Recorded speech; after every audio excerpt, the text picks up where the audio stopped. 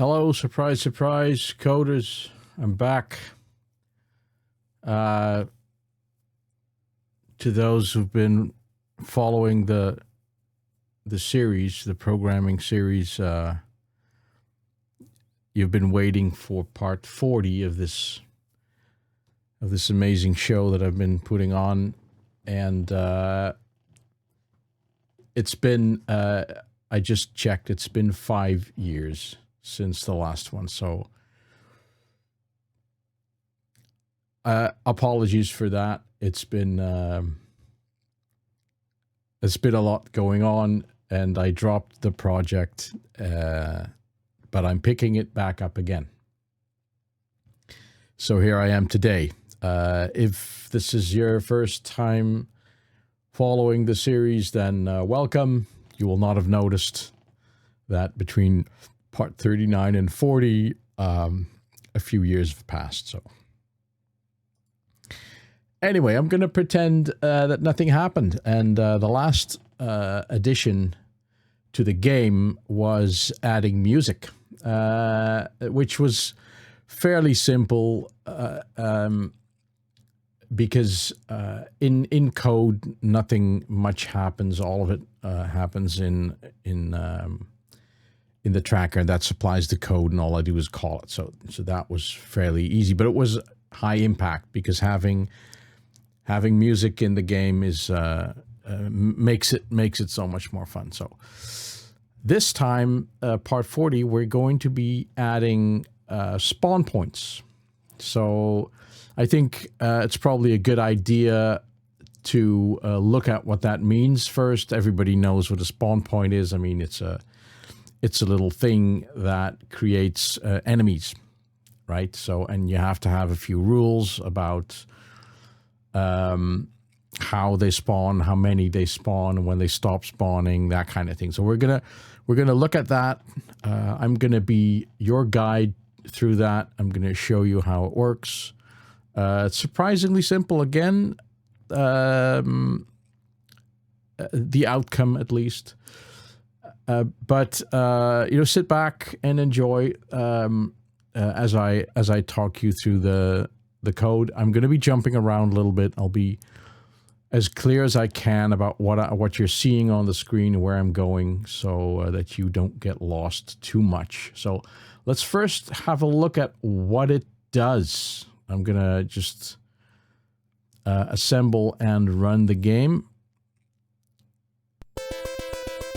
There you go, Telltale music there. Still a great song.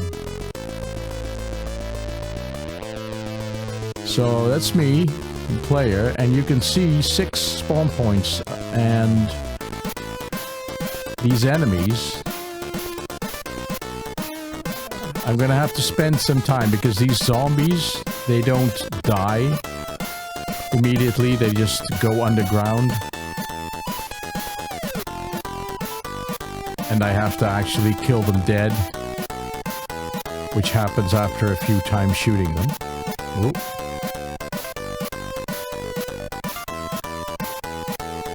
So these are still the enemies that were spawned from the first 2 spawn points, and they each spawned 3 enemies.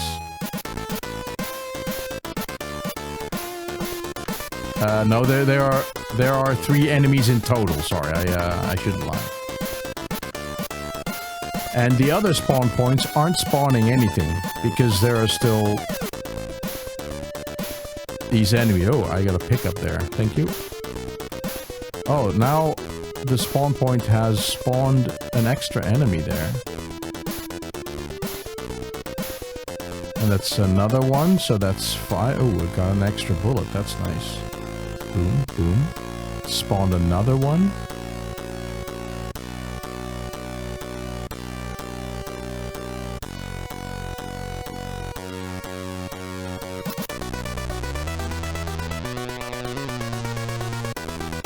I'm just going to keep playing this just to demonstrate some of the rules. It's going to take a while because in total there's a lot of enemies.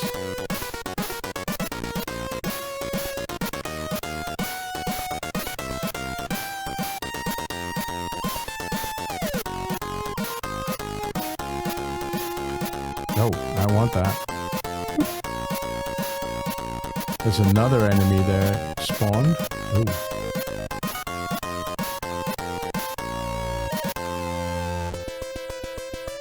That's an enemy from the second spawn point. I think the first one's dead now.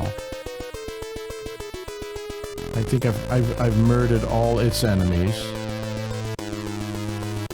Oh, another bullet. Nice. We're being kind. That's another enemy from the second spawn point there.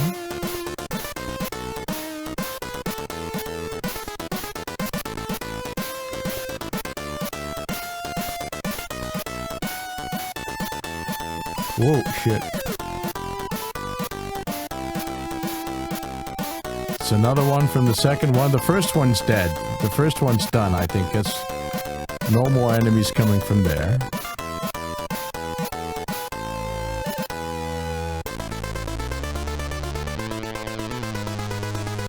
It's another one. I haven't kept count for that one, but I think that's the last one from that.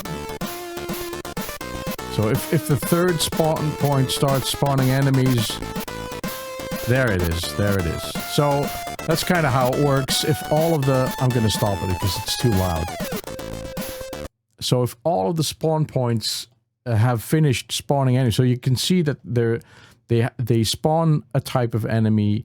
There are... there's a maximum amount that each one will spawn. I have to kill them all before the spawn point is dead, and when the spawn point is dead, it spawns no more enemies, and when all the spawn points are dead, which means I've killed all of the enemies of all the spawn points, which is quite a lot, then the level finishes.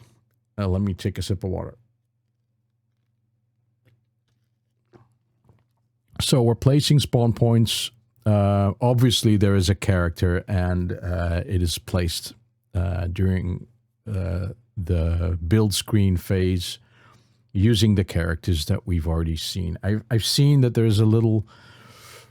I think I've introduced a little bug there because one of the characters in the pickup tile apparently is white. It's gained another color, but that's probably on me, having messed with the character definitions or something like that.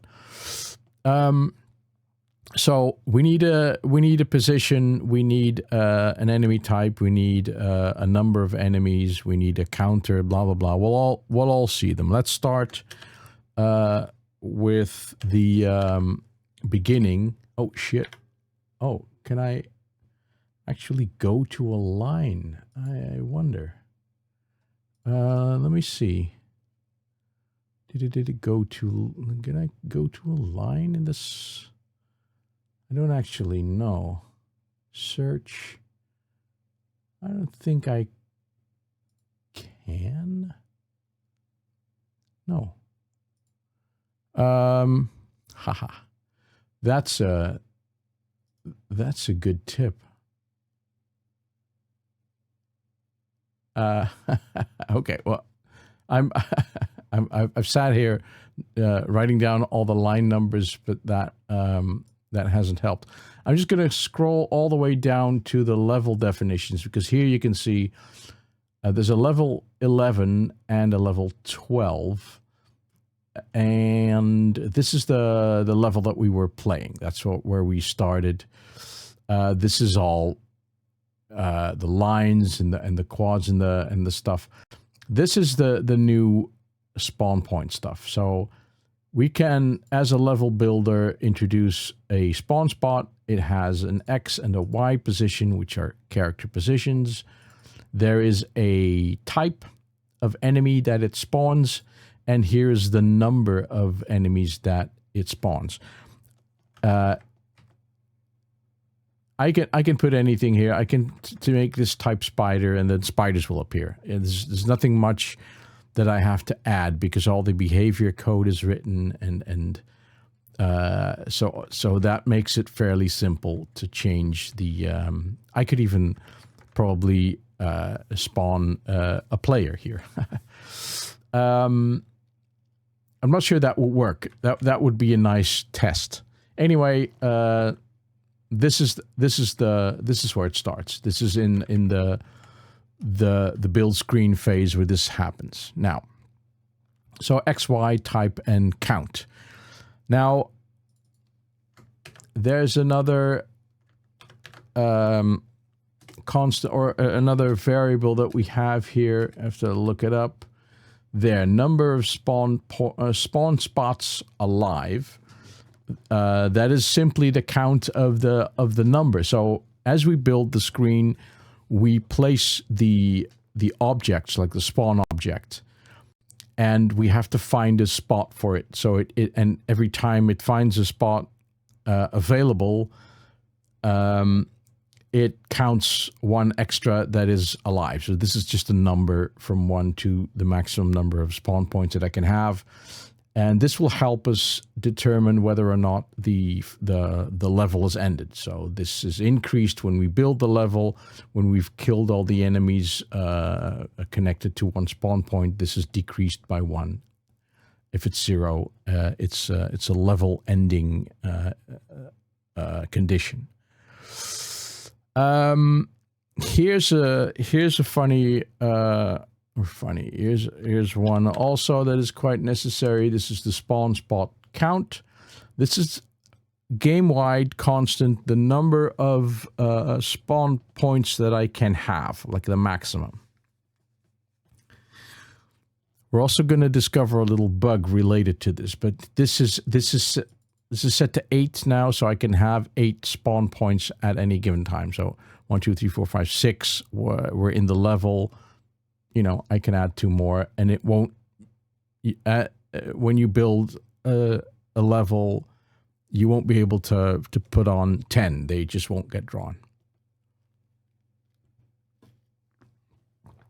Now, for the data that we need while running a level, we need these boys. So this is right at the end of the code where we keep the game's data. This keeps track of the spawn points as we play the level. So each spawn point or spawn spot will have an entry in this table. As you can see, we're defining a table with the length of the spawn spot count, like the value that we just saw.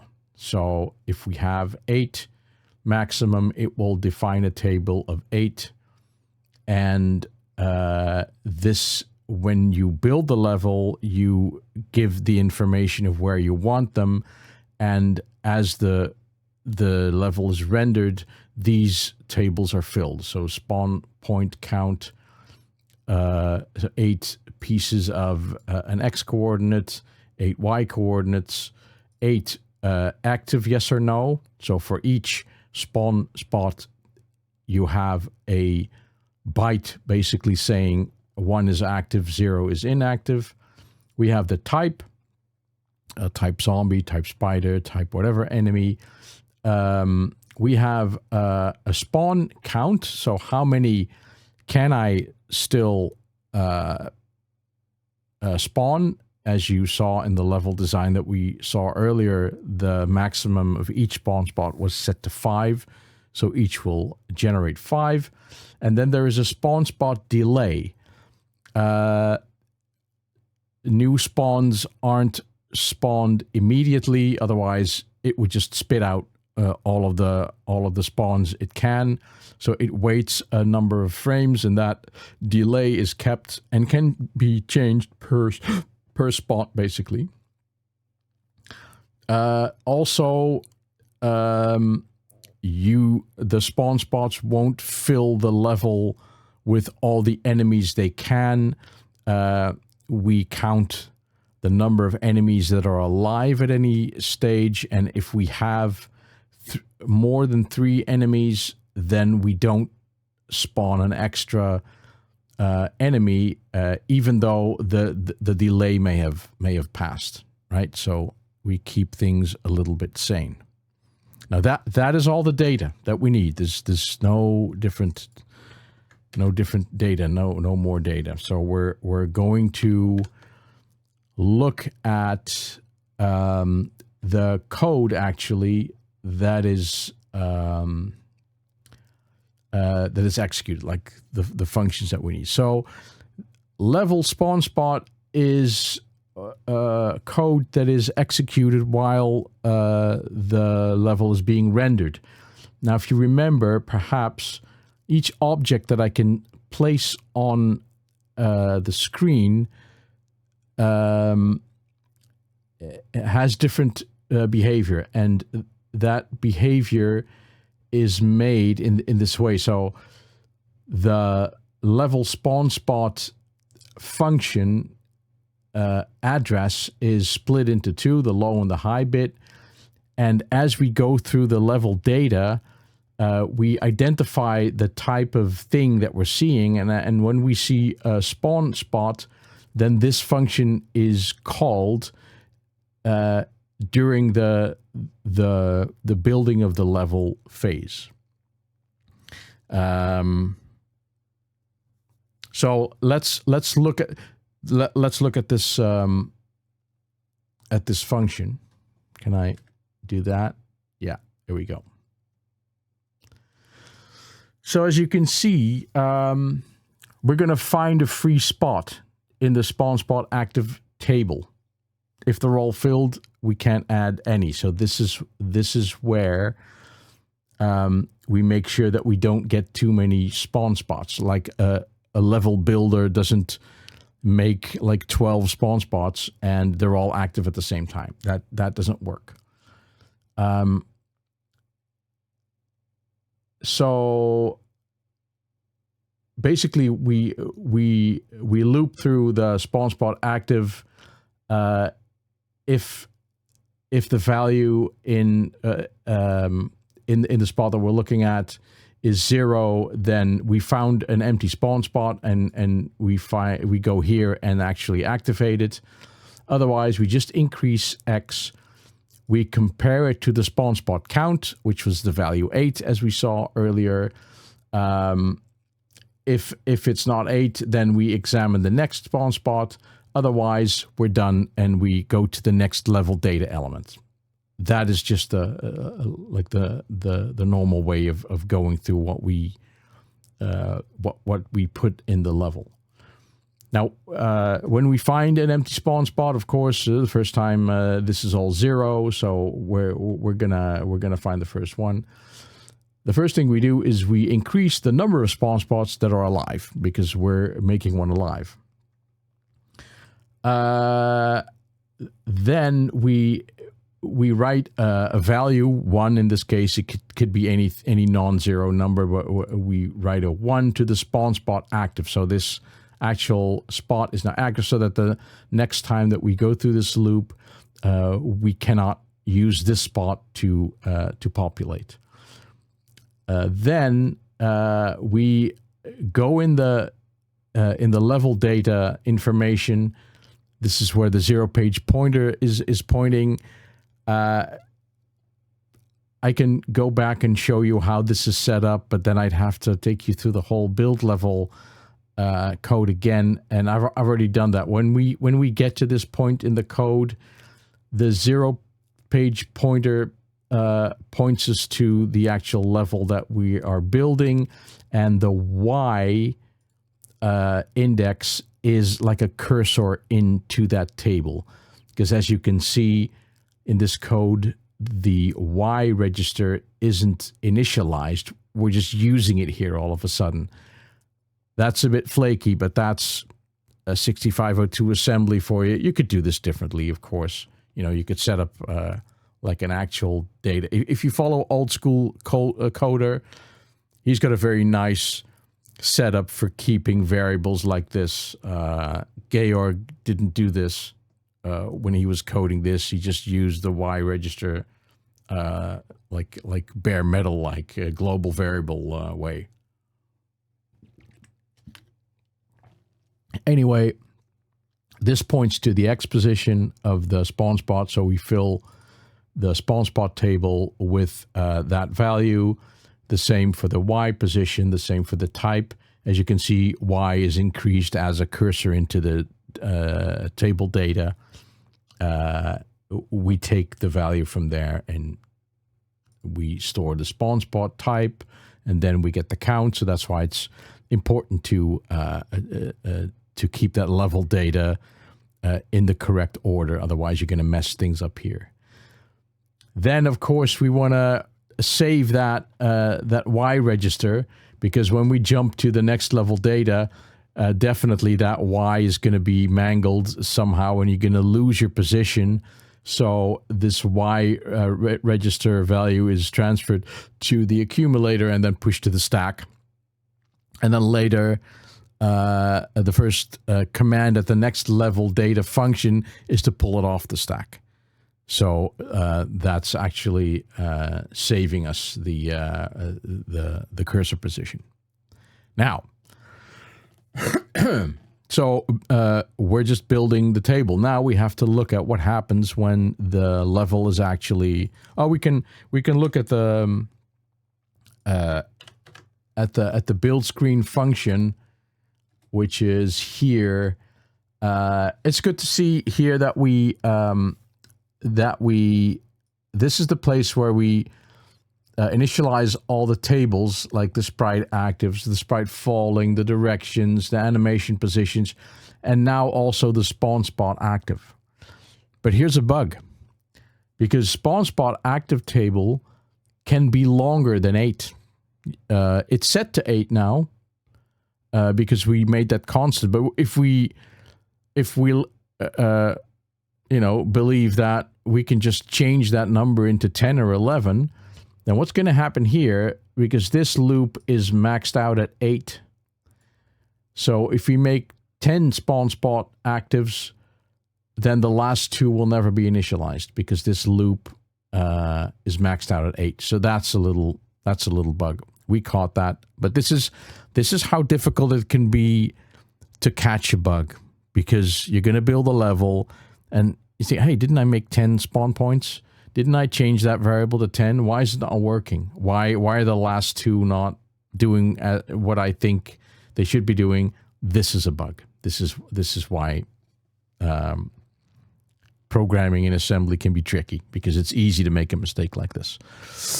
Now, the last thing that we want to look at is what happens while we play the level. There is this function, process spawn spots. I keep saying points, but it actually says spots. This is in the game flow control function. So this is where stuff happens that we've described in earlier videos. And this is where we process all the spots. Now this code all executes at the end of the frame, right? So this is we have to be mindful of the cost of a function like this, because every cycle that we every compute cycle that we use here, every CPU cycle takes us closer to the beginning of the next frame. Anyway, what we do is we first we have to loop through all the spawn spots that are active. So we start X at the start of the table. If it's 0, then we go to the next spawn spot. If a spawn spot active is 0, then we don't have to do anything with it. So all we do, if you go down here, we increase the X register. Here we do check against spawn spot count, like the value that we set, so the bug is not present here. If we're not done yet, then we go to the next loop, and now the X is increased. So this is a regular loop. If we run into a spawn spot that is active, then we look at its spawn spot delay. If it's equal to 0, so the delay is decreased to 0, then we try to spawn. Otherwise, we just decrease the spawn spot delay and we jump to the next spawn spot. So this happens every frame. We have to go through all of the spots in this frame. So decreasing this spawn spot delay by 1 every frame, it'll take a number of values. We have to still look at what this is set to. So we haven't seen that yet. So we'll have a look at that.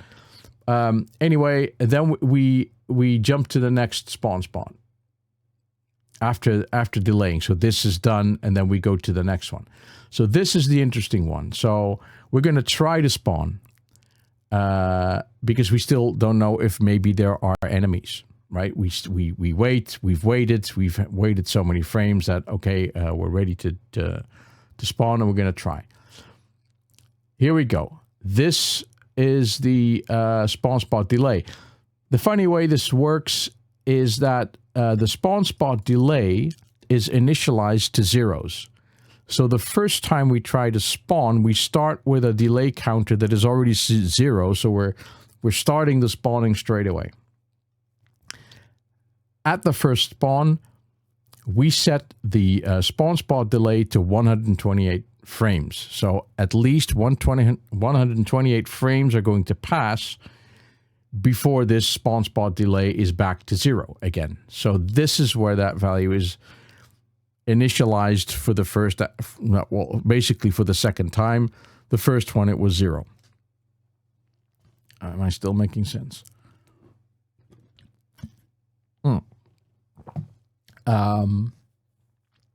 Then we're going to look at the number of enemies alive. This is a value that was already kept. It's not part of this specific code, but we keep an active enemy counter. We compare it to 3. If the result is positive, then we do not spawn. Now this always trips me up. I always have to go into my I have to put on my my thinking cap. So I made a little drawing. See if I can find it quickly. Right, I made a little drawing. I hope it's here. Here it is. I made a little drawing in Paint. So as you can see, there is a compare here, and we compare. Oh shoot. We compare the value to 3. So what's happening here is that the accumulator here has the number of lives, because that's what we do here. We load the accumulator with a number of lives, and then we compare it to 3. So that's the 20 here. So just imagine that. So what happens when we do a compare with 3? The processor executes a subtraction. So it does the value of the accumulator, the number of enemies alive, and it subtracts 3 without actually storing the result. But the flags, they do something. So if the value of the accumulator was larger than the value that you're subtracting, then the result is going to be positive, right? And branch plus looks at the negative flag, and that's exactly what is set, or that is cleared actually when the negative is 0. So we're not 0, we're positive. Branch of plus will branch. Otherwise, if the value of the accumulator, say, was 2, and we're subtracting 3, then the negative flag is going to be set. So then branch is minus branches, BMI and branches. So this is important. The value of the accumulator,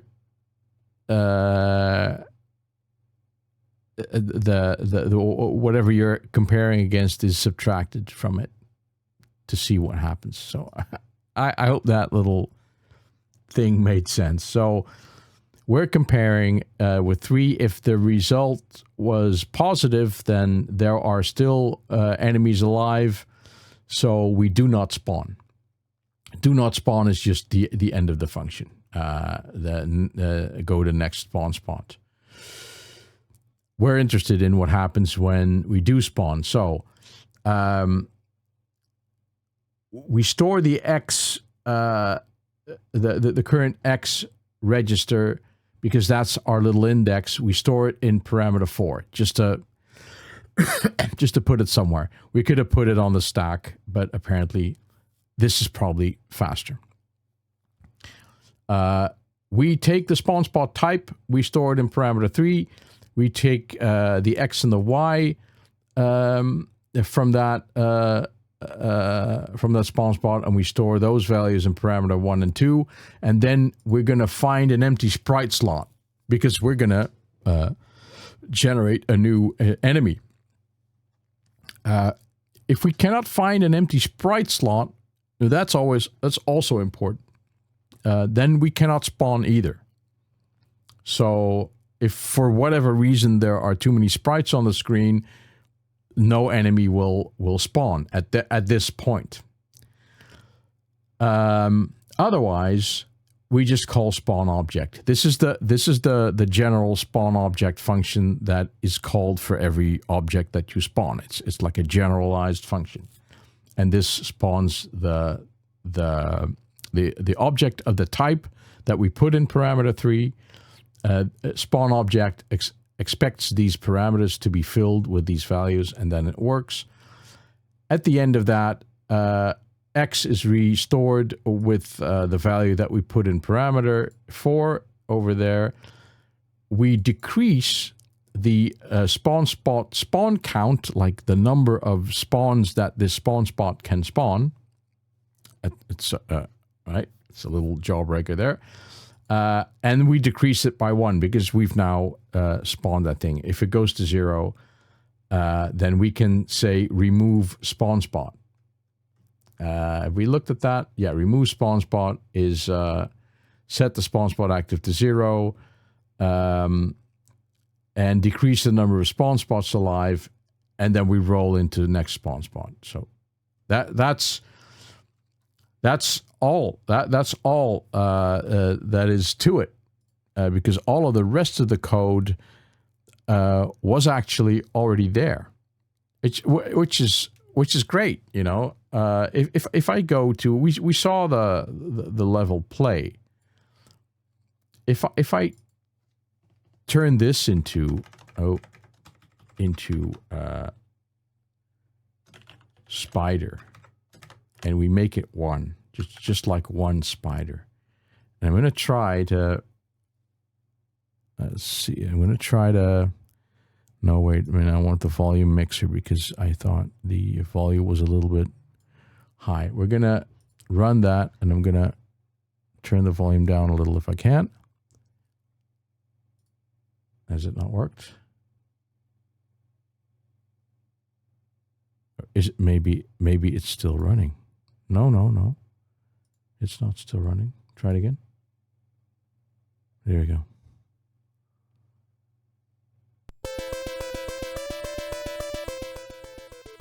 Okay. That's a little bit better. So if I press fire to play, now the spider comes out. I killed it. So there's just 1 spider. You can see that the spawn spot number 3 has already started making enemies now, because we had only 1 spider, which is actually a cool function because the spider is a completely different kind of enemy, and it's pretty difficult. Oh shit.